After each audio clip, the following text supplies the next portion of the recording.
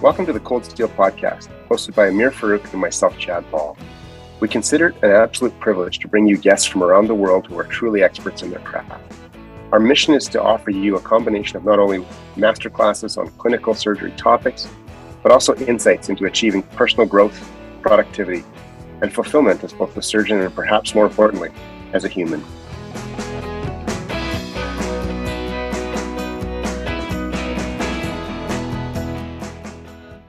This week, we got to peek behind the curtains of academic publishing with Wendy Carroll. Wendy is the managing editor of the Canadian Medical Association Journal Group and has been an editor for many years for various journals within the group. Wendy had some amazing insights into the whole process of what goes on with the submission process, as well as the overall landscapes for journals in 2022. Perhaps our favorite part of the conversation with Wendy was her tips about what makes for good writing. Thanks for listening to our conversation with Wendy Carroll. I was wondering, for some of the listeners who may not have seen your name on the Canadian Journal of Surgery website and know all the incredible work you do, could you tell us initially where you grew up and what your pathway was to your role today? Sure. So thank you for having me. It's nice to chat with you both this morning. So I grew up in Montreal. And I wanted to study journalism in university, which is what brought me to Ottawa. So that is the path that I took. Although I was just commenting before we got started that I'm quite an introvert.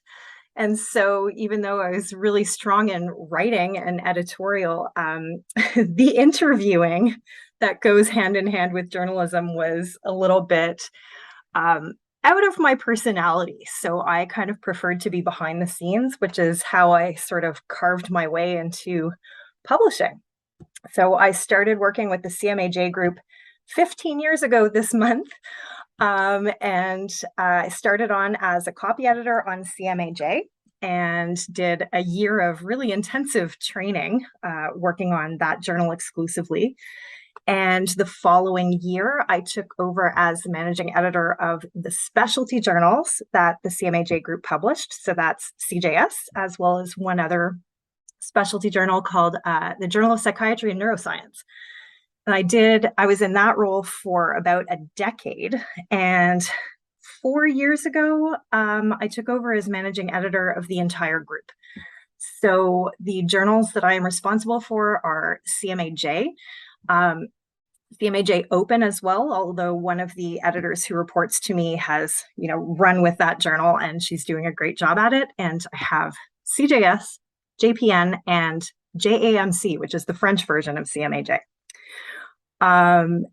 So that is the story of how I came to be where I am.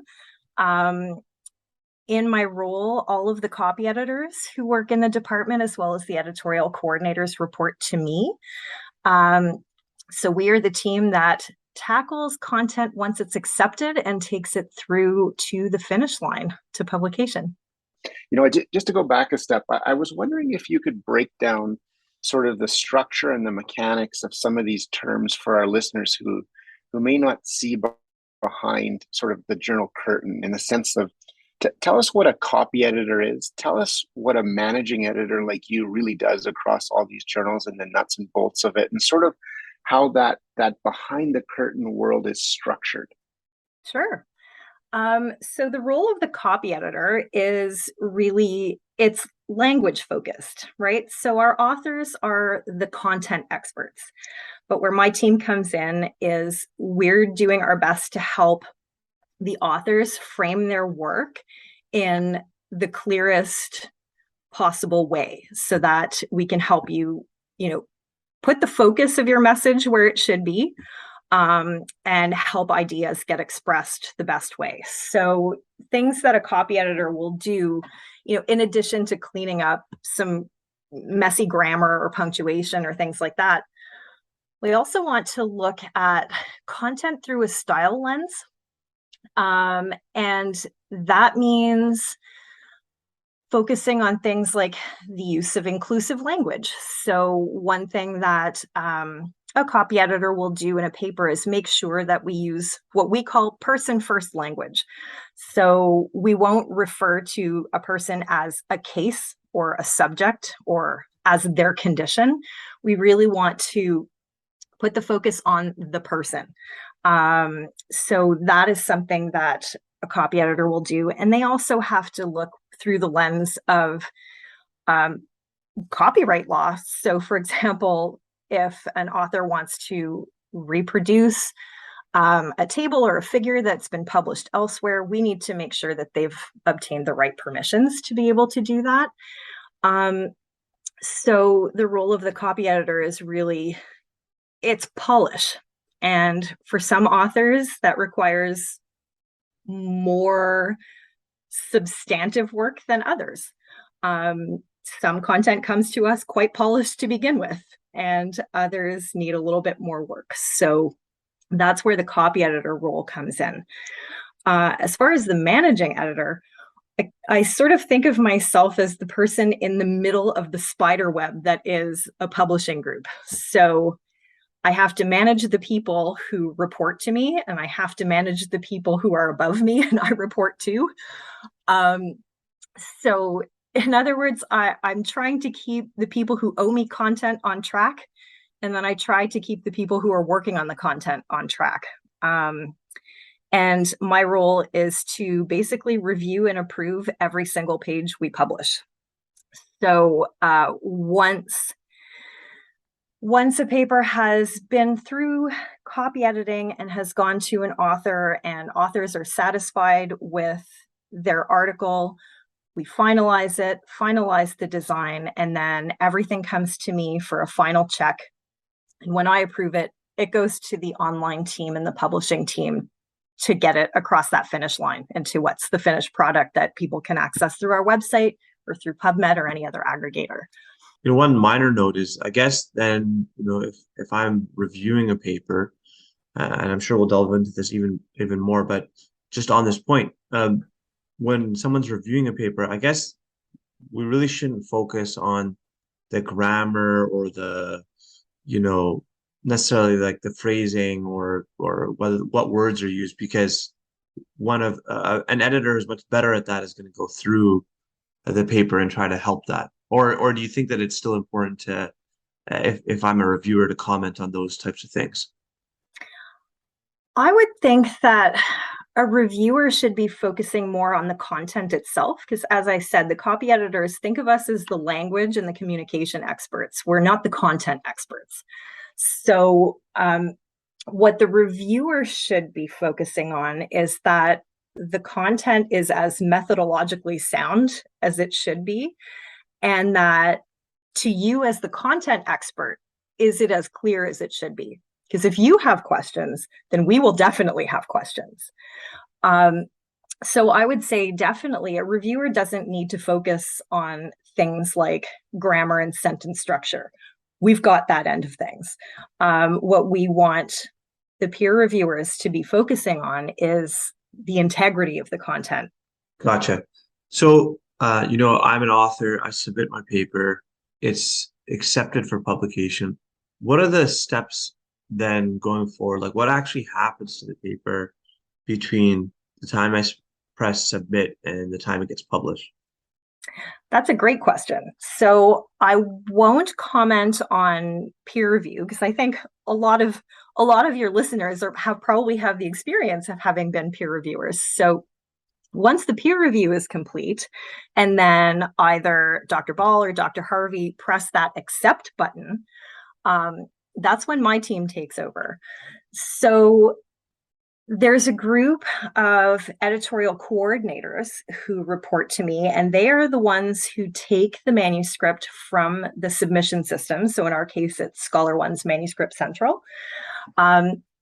And they basically prepare the file so that it's ready for a copy editor to take over and work their magic.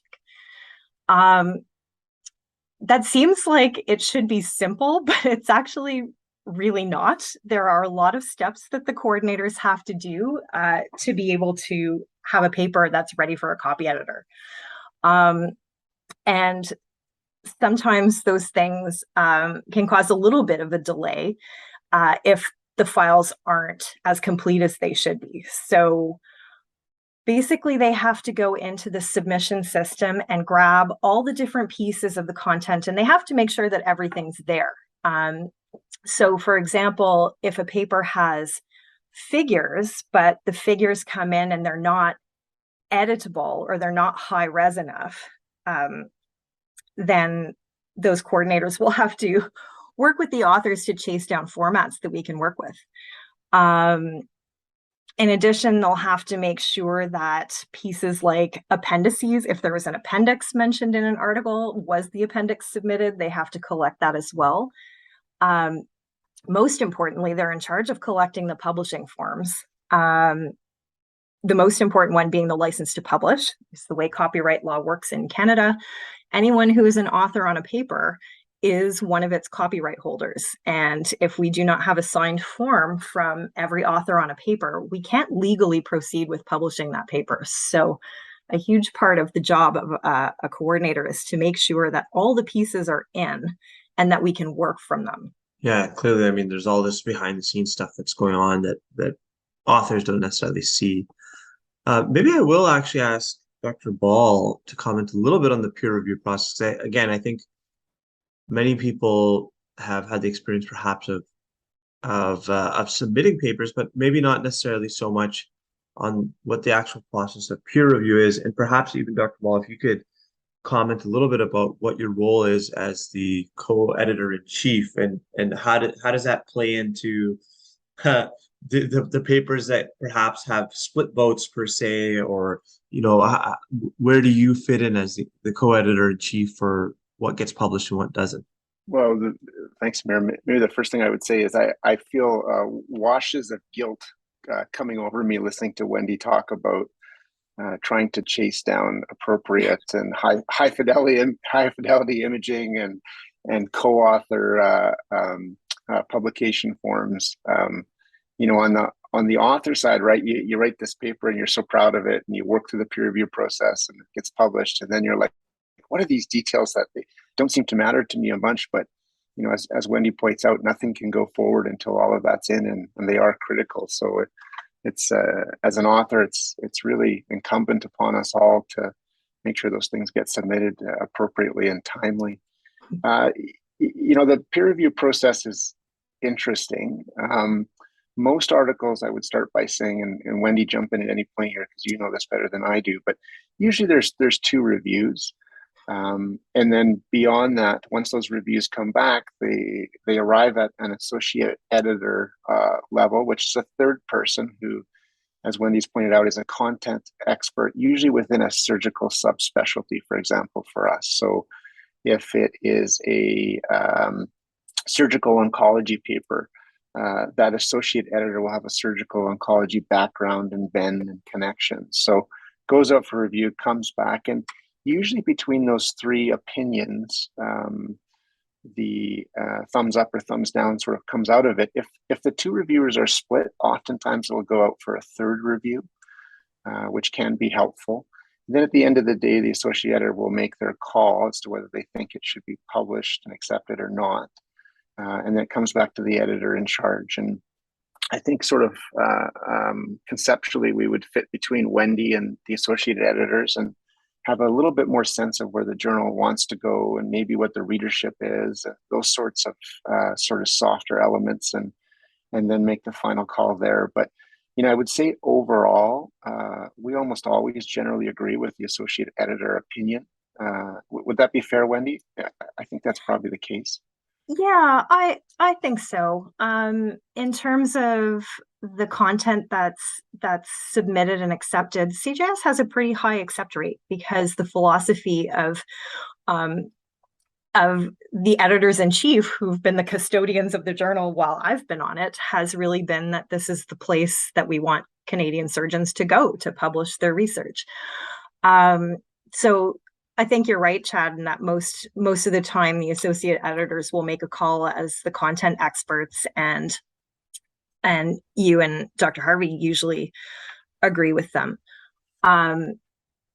I think that one of the challenges in terms of peer review sometimes can be finding people who have time or finding people who are truly content experts in a particular area to find the to review the papers. So that's one thing that, you could highlight as something a bit challenging about the peer review process, because we can't publish medical research without peer review, but these reviewers are all volunteers and their time is tapped. They've got a lot of requests coming in from different publications, so it can sometimes be a little bit overwhelming to get those reviews in.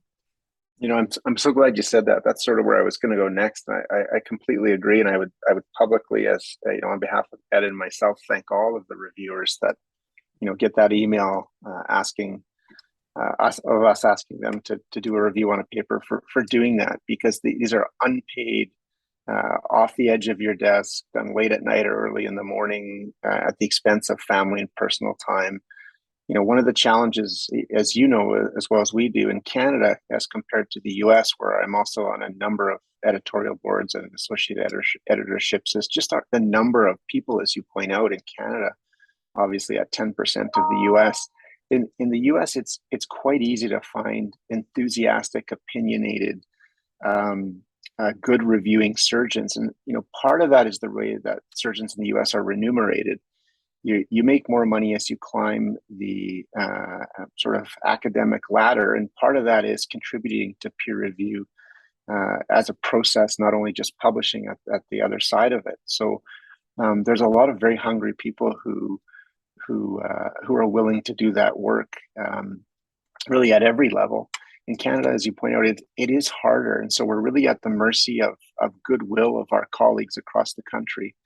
And maybe at risk, it's always disappointing to me when you send out, or an associate editor sends out a review request, and it's rejected consistently from a given author who does publish manuscripts in the peer-reviewed literature, and philosophically and ethically should be contributing to that landscape. But that's really the scenario that you have to deal with, and try and push our way through, for sure. I guess the message that I would send to people who might feel as though they can't manage a review or don't have time, I mean, when you're clicking that yes or no button on an invitation email from the system, like it may seem like an automated email, but there are humans behind it. And we have empathy. So if it's a question of, listen, I'm overwhelmed because I'm on service this week, but if I could just have an extension, I could do this for you. All you have to do is ask. Right? We can make adjustments. So the invitation emails go out with standard timeframes, but if somebody's prepared to commit to something, but they just can't turn it around in those 2 weeks, we're open to requests, and people should feel free to contact the journal office and ask for whatever they need in that respect. That's such a great point. You and I and Amira, we've sort of danced around a little bit of this question, but I was wondering if there's anything in particular that comes to mind, and that's very simply for potential or prospective authors out there who are either going to submit or writing a paper now. Do you have a list of absolute don'ts and absolute do's as they go through that process? For sure.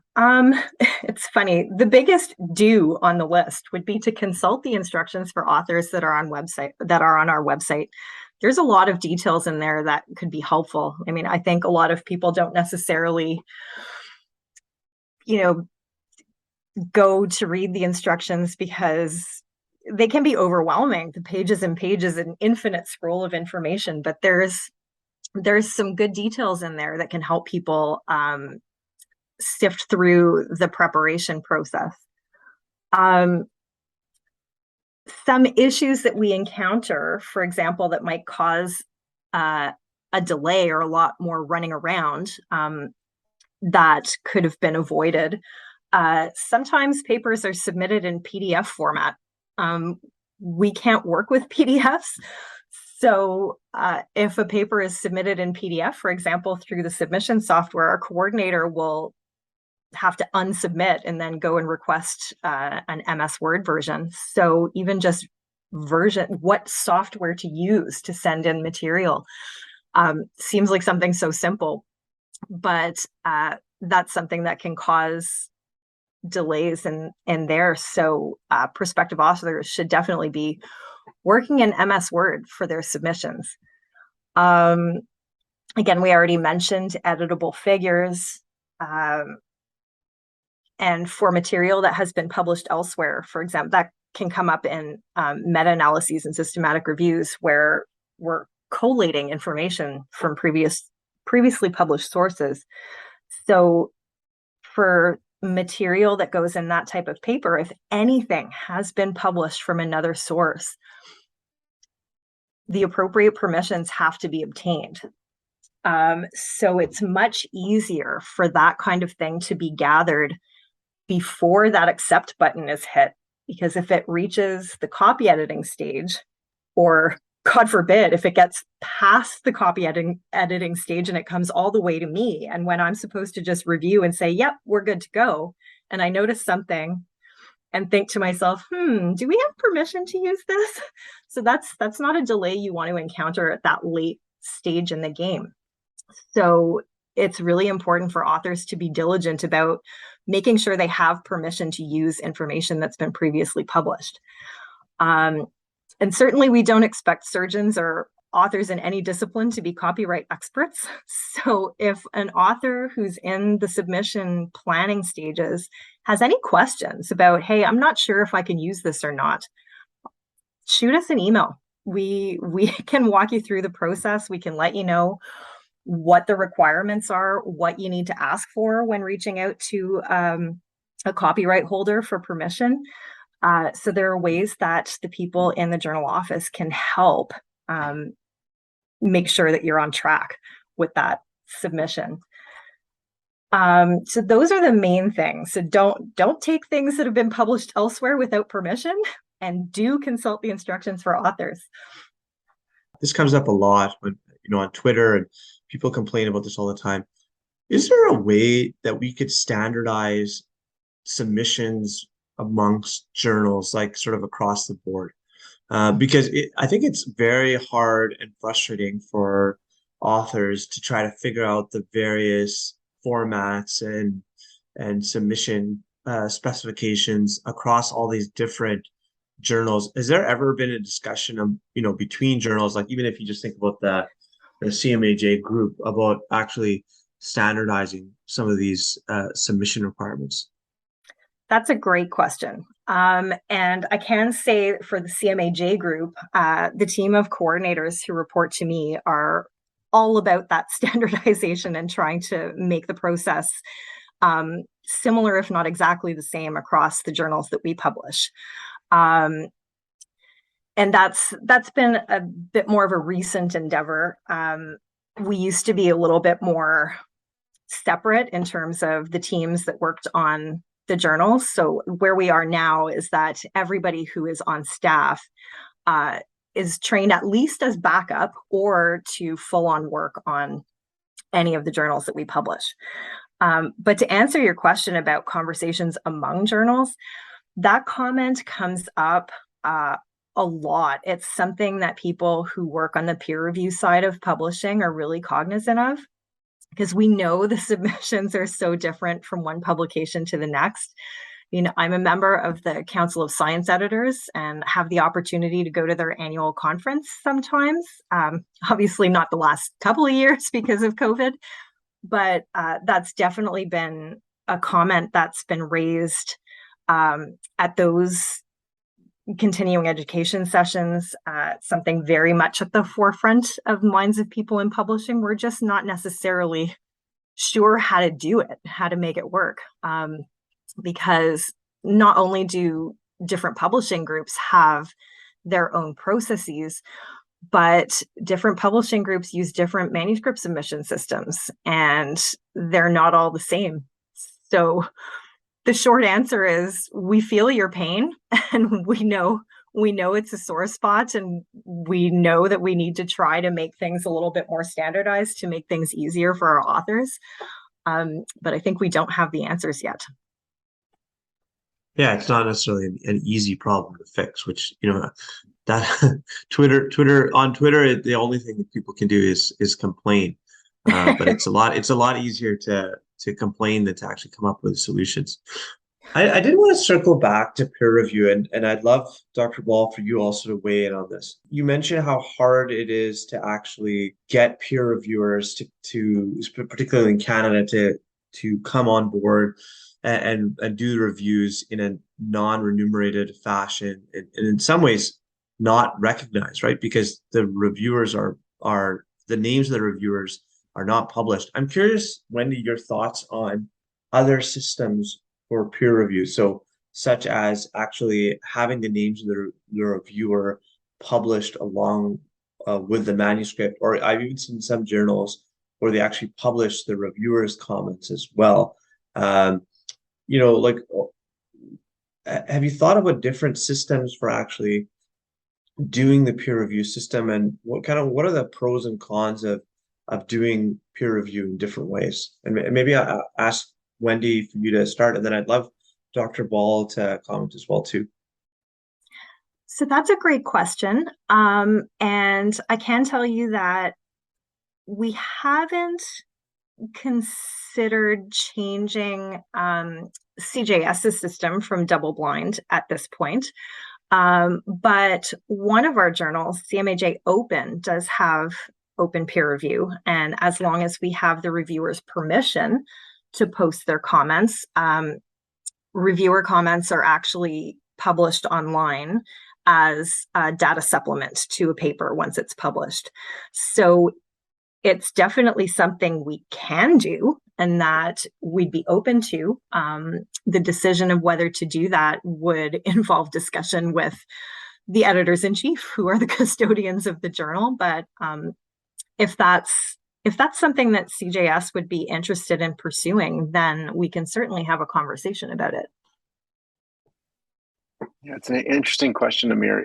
In the US, where I publish a lot and review a lot, it's I think a bit of a stronger, or I should say more topical conversation, more current conversation. I would tell you that my sense is about a third of reviewers in the surgical space in the US will put their names as a reviewer on everything.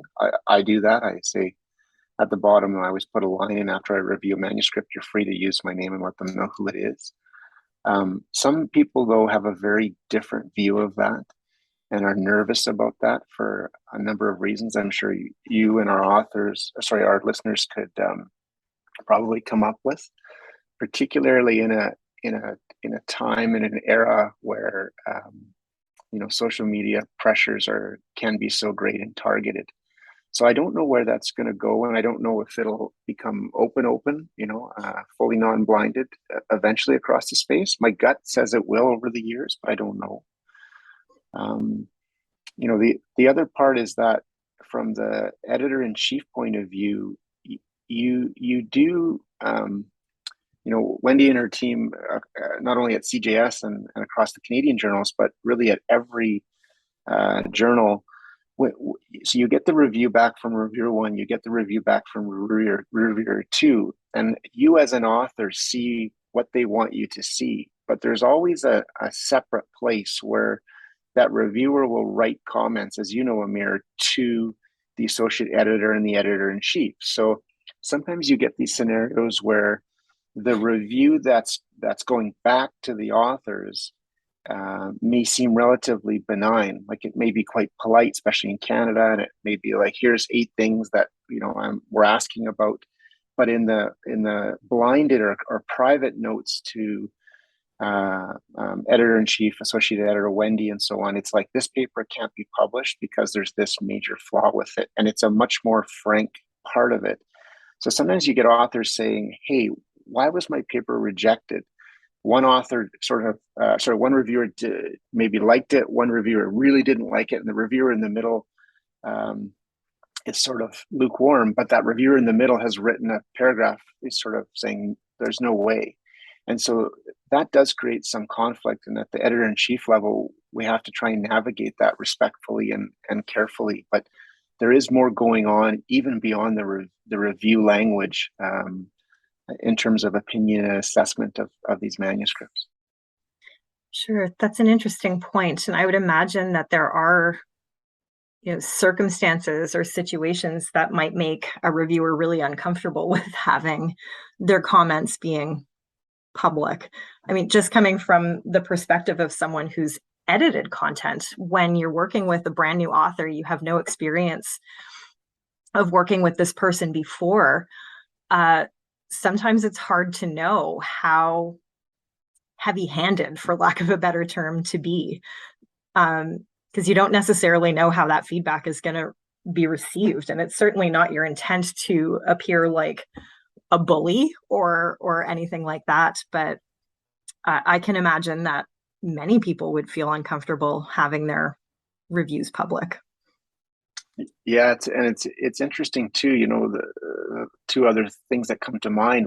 One is there's major cultural differences across general surgical subspecialties, and I'm not throwing anyone under the bus because I think most of us that publish in these spaces, this is common knowledge. But if you look at, for example, trauma surgery focused journals and reviewers, they're infinitely more harsh than, for example, HPB liver sort of culture.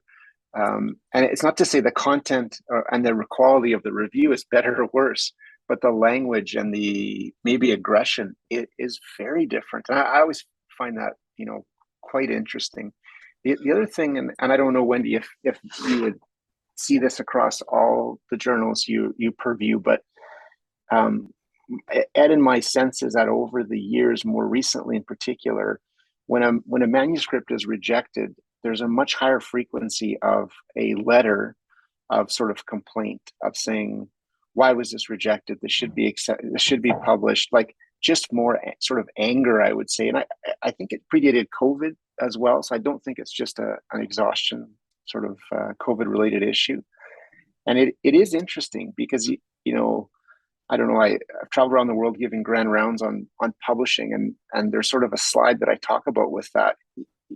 Having published a fair bit, that's not a focus of energy that I've ever sort of triggered. I always say, well, I take the feedback, the rejection, I put it on the side of my desk, I let it sit there for a week, and I don't look at it, and then I start to look at it and go through it and say, what of these reviewer responses can I really objectively use and make the paper better? And then I move on to the next journal.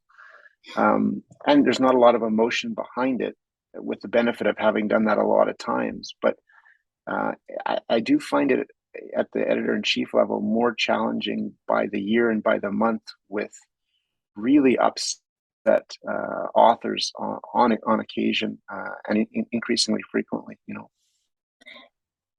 Yeah, I suspect you're right. And I mean, this is not the case for CJS in particular, but I mean, we do have other journals whose accept rate is very low. Just in terms of we could never publish as many papers as are submitted to that particular journal. So sometimes papers get rejected not because they're not good enough, but maybe we just published 6 papers on hip replacement in a row, and the paper that you submitted isn't really adding anything different to the conversations. So it's not necessarily that it's rejected because it's not good enough. It's maybe rejected because the topic is saturated in this particular publication, and it may be worth your while to take the feedback and then look elsewhere. I mean, the spirit of rejection is not malicious in any way. Yeah, it's hard to take, for sure. I think initially the feeling of rejection, but if you look at it, take a step back in terms of the whole process, it's part of the voyage. The other thing is, as you know better than me, is that the rejection methodology link has become stronger and stronger and stronger over the last 20 years. And what I mean by that is, it's quite hard now to publish single center retrospective studies asking a very nice clinical question by a group of authors. It's sort of, we're in the era, I think, of at the very minimum in many cases, multi-center retrospective research, and ideally methodologically stronger than that.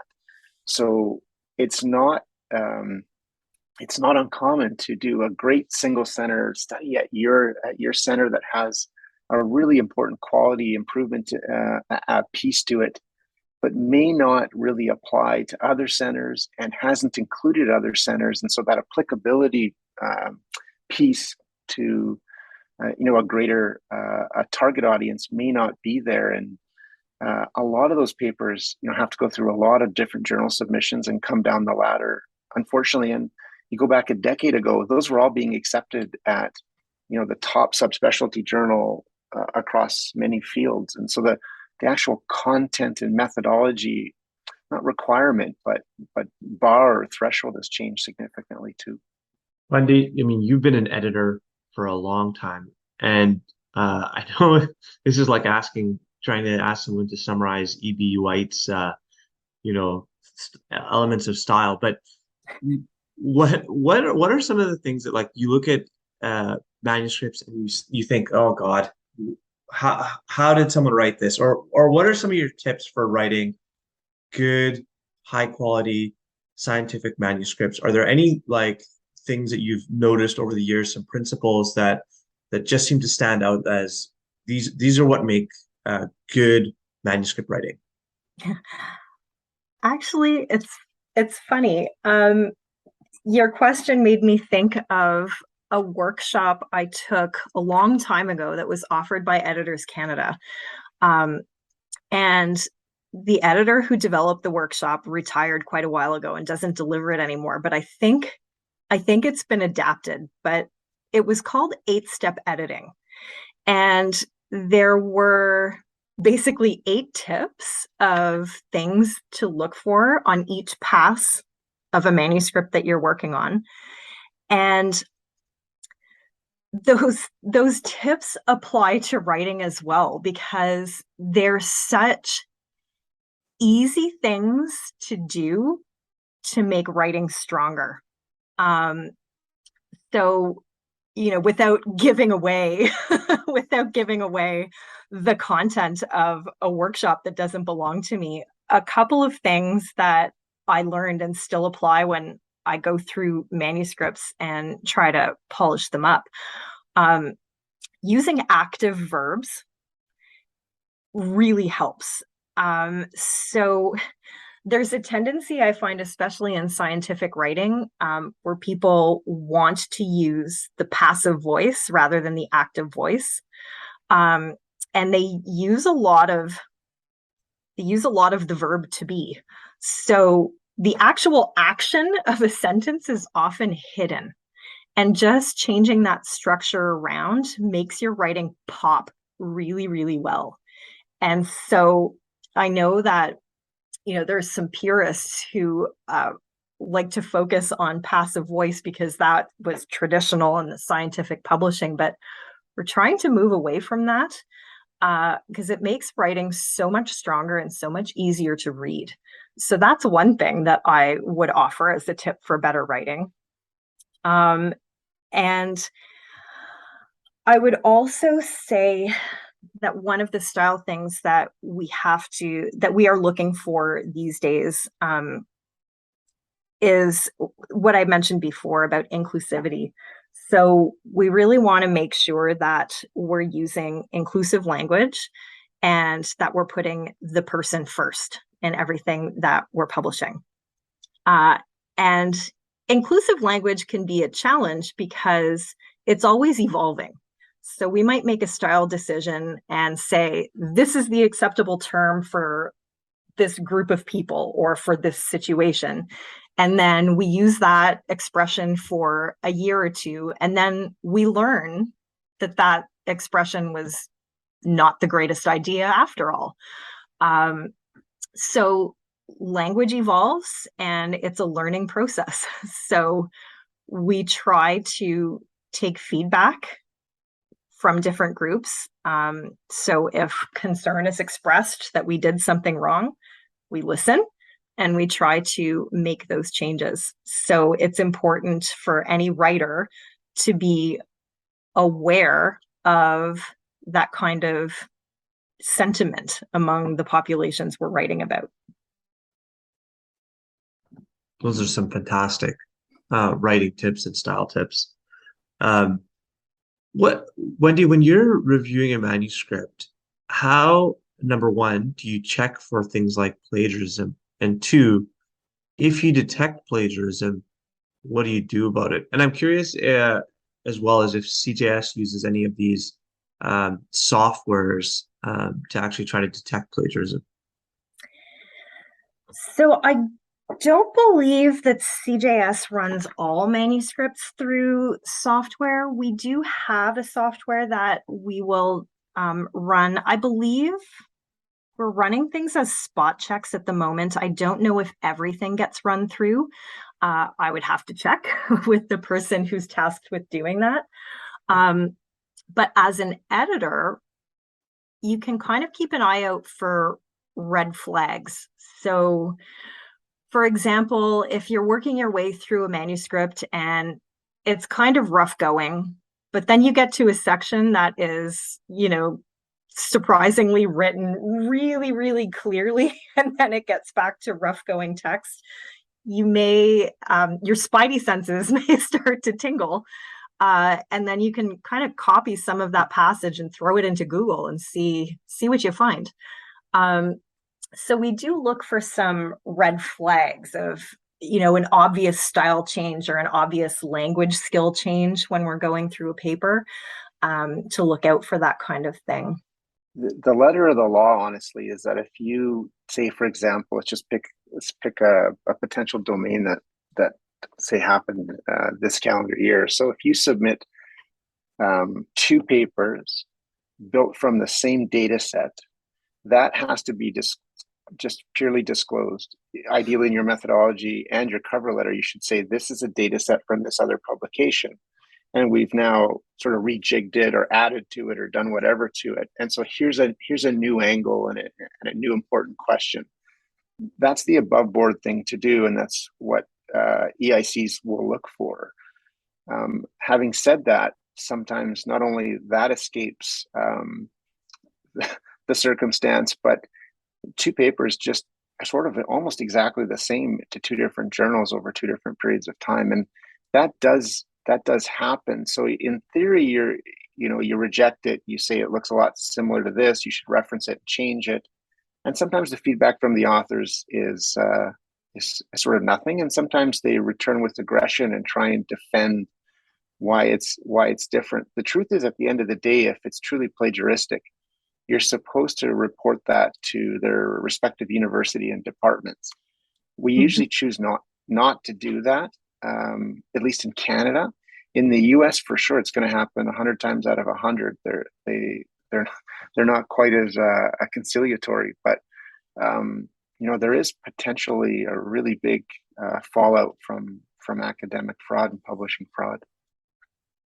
Yeah. And I mean, if people contact the journal office saying, hey, listen, I saw you publish this, but that's actually plagiarized. We published this here, a whole investigation kind of ensues. So not only academically, but at the journal office, we have to go back through the queue and figure out when was paper A submitted versus paper B and when was it accepted. And we have to do all this investigation to figure out how this came to be. And there are certainly steps that we would have to take if plagiarism were found to be the case. So certainly no journal editor is going to, stick with publishing something that was taken from elsewhere. And we'd have to look into a retraction process and all sorts of things.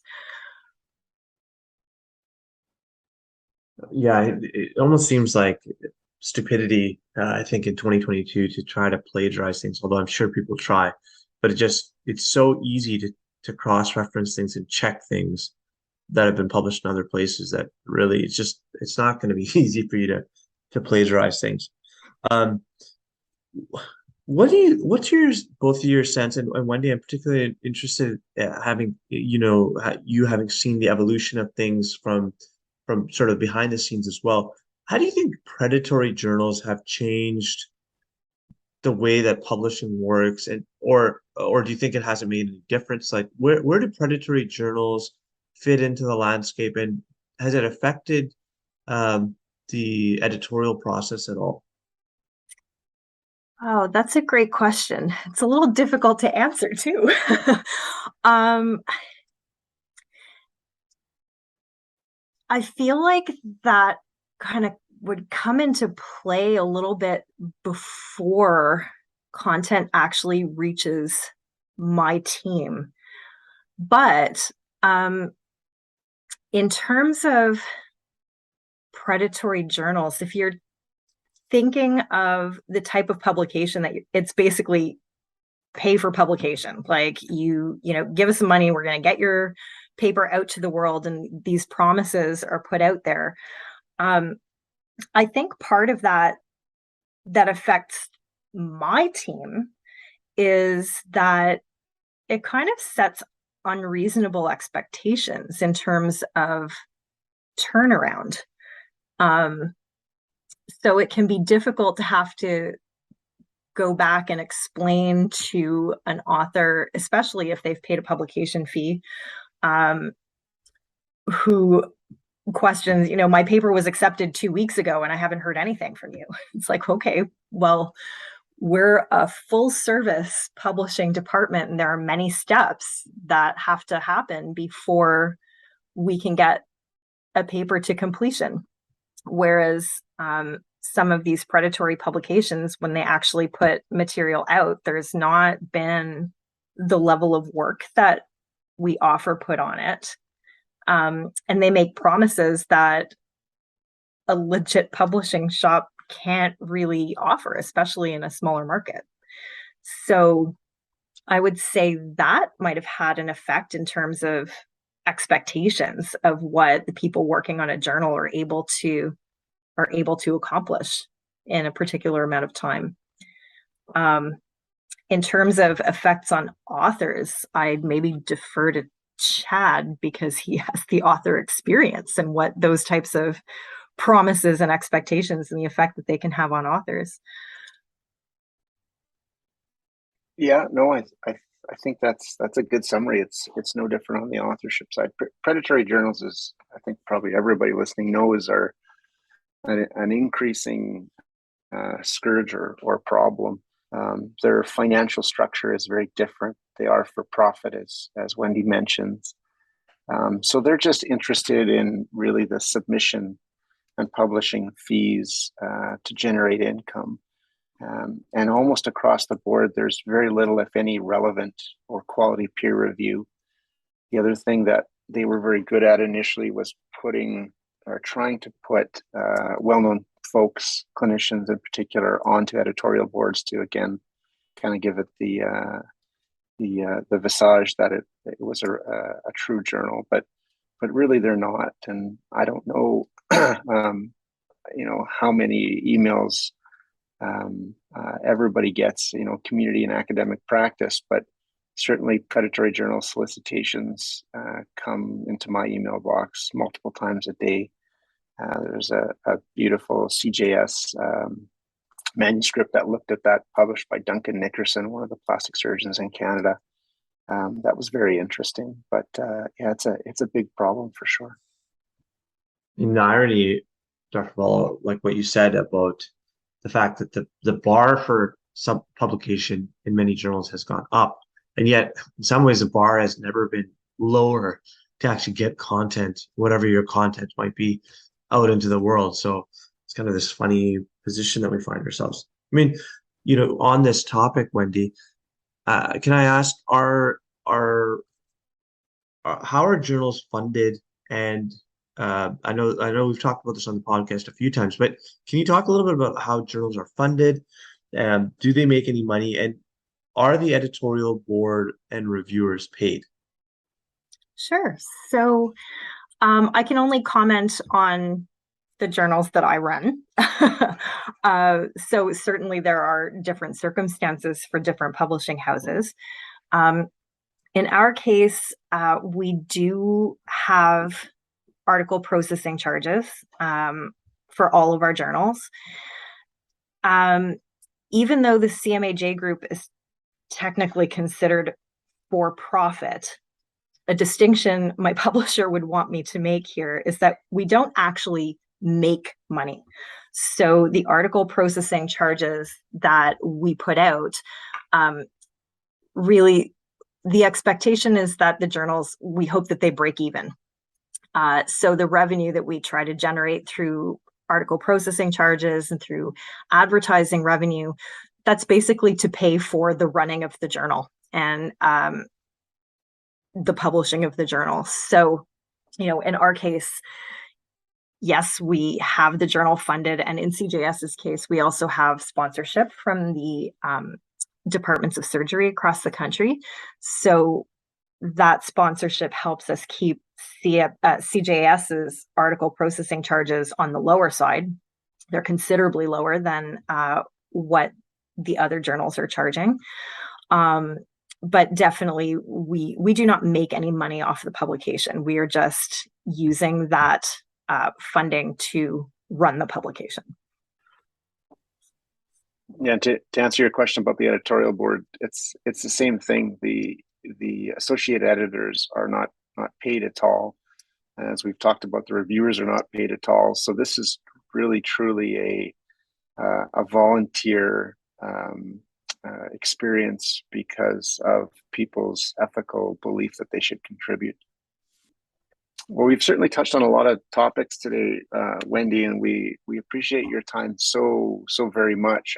I was wondering if we could close with you with just sort of a 30,000-foot question, which is, we've kind of touched on it a little bit here and there, but the peer-reviewed journal landscape has changed a lot over, I wouldn't even say 20 years. I would say extremely rapidly, maybe 5 to 8 years or so. It's moved from exclusively print to mixed format to many journals, including CJS, really online and electronic only. What has that change been like for you, given your role? And I'm curious if you have any sense of maybe from any angle where journals are going to go next. That is a 30,000-foot question. In terms of my role, I have seen several changes across the journals. When I started on CJS, it was a print product. We did have a website, but the website was access-based. I believe you had to be able to log in. It was on the CMA website, which I believe the publications, you had to be a member of CMA to be able to access them. And then we introduced more of an online format, and then open access was coming into play. So, CJS's content has been freely available to people for a long time now. But to meet the requirements for capital O, capital A, open access, you need to be able to provide a specific license. So that change has only been made recently, but now we are open access. In terms of where it's going, gosh, that's a really huge question, because there's so many things that come into play that make us have to course correct and change the way we do things. The Open Access Initiative was one of those things. Right now, a huge undertaking has been the Web Content Accessibility Guidelines. So that is to ensure that all the content that we publish on our website, because now we are a digital journal, so the web version is the version of record. And we have to ensure that anybody who wants to be able to access the content can. So we're needing to follow guidelines to make sure that someone who is, for example, visually impaired and has to use a reader to access the content, that the things that we publish aren't going to, quote unquote, fail the requirements, so that a reader can actually go through them properly. And, on that point, I actually had the opportunity through one of the last Council of Science Editors conferences I attended to see an example of how a reader was going through scientific medical content. It was really heavy, and I can't imagine having to rely on that to get the information. So we really need to be making those kinds of efforts to make sure that people can access our content. So right now, the trends of where we're going are all about accessibility, equity, diversity, and inclusion. So in terms of publishing models, my publisher would be much better in a position to answer that kind of 30,000-foot question. But where we're going at the moment is really towards inclusivity.